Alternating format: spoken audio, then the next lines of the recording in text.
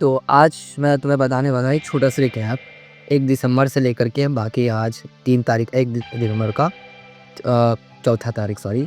तो मैं बताने वाला हूँ कि आखिर क्या-क्या हुआ एंड सो ऑन। सो सबसे पहली चीज़ मैं तुम्हें बताना चाहता हूँ कि मैंने बहुत चीज़ें चेंजेस की लाइक मैंने पहले चीज़ जो है ट्रैकर जो मंथली ट्रैकर था हैबिट ट्रैकर उसे मैंने चेंज कर दिया है।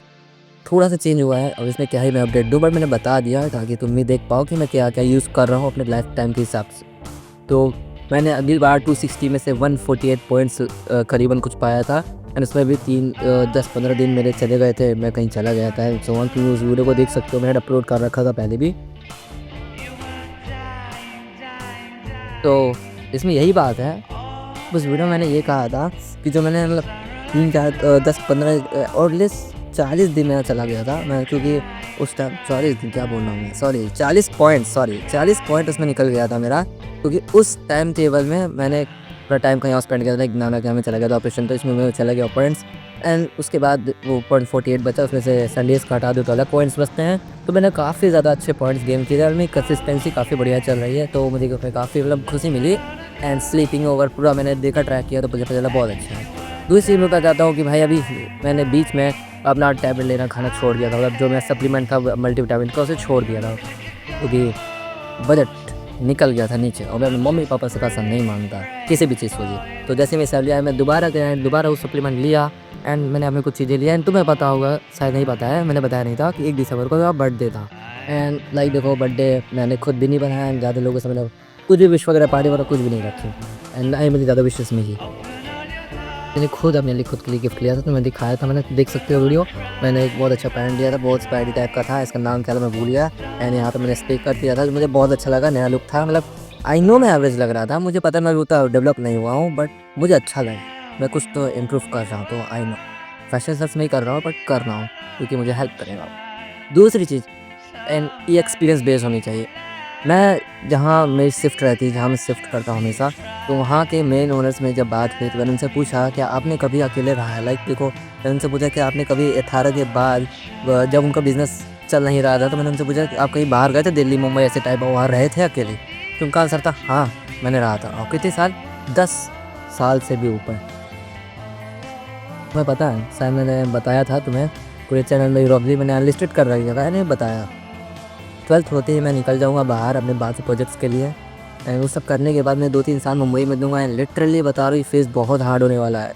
क्योंकि देखो सबसे पहली चीज़ बहुत अच्छी चीज़ बताने वाला हूँ, किसी भी सक्सेसफुल इंसान को ले लो, अगर वो अकेले नहीं रह पा रहा है तो सक्सेसफुल बन ही नहीं सकता। तुम्हें पहले अकेले रहना सीखना होगा, तुम्हें अपने अपने दम पर रहना सीखना होगा, वेल मेंटेन हो गई कि नहीं तुम पूरा बेकार तरीके से रह रहे हो, ज़िंदगी फक्ड अप हो गई है। तुम्हें अच्छे तरीके से वेल हैबिट के साथ अकेले रहना सीखना होगा। अगर तुम ये नहीं कर पाओगे तो भाई तुम्हारे अंदर पेशेंस ही नहीं है, तो अंदर वो कंसिस्टेंसी वो चीज़ें ही नहीं है, तुम कैसे बन पाओ सक्सेसफुल?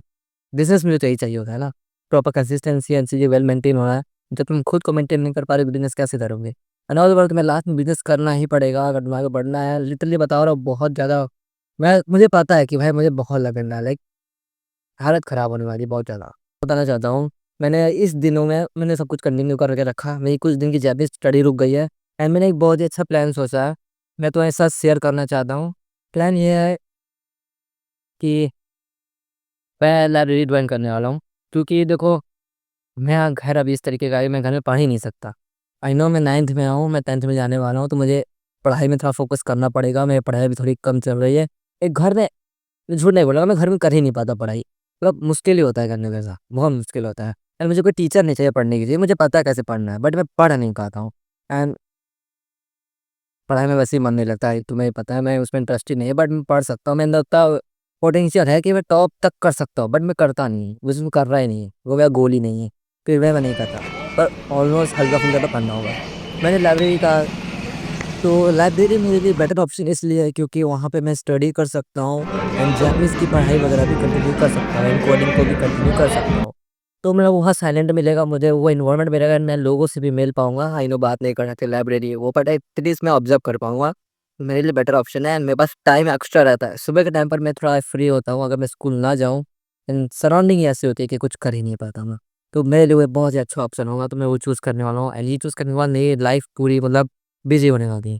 मैं लाइब्रेरी चला जाऊँगा एंड उसके बाद ब्ला, ब्ला, ब्ला कुछ भी नहीं बचने वाला है। मैं सबमिट शिफ्ट भी करने वाला हूँ जिम वगैरह भी रहेगा एंड बहुत कुछ रहेगा, तो टाइम नहीं बचने वाला है। एंड मुझे खुशी है कि मैं ऐसे ही बिजी हो जाऊँ और बिजी हो जाऊँ और बिजी हो जाऊँ। I love to be a busy man. क्या बोल दिया मैंने? चलो जो भी हो, मिलते हैं नेक्स्ट वीडियो में।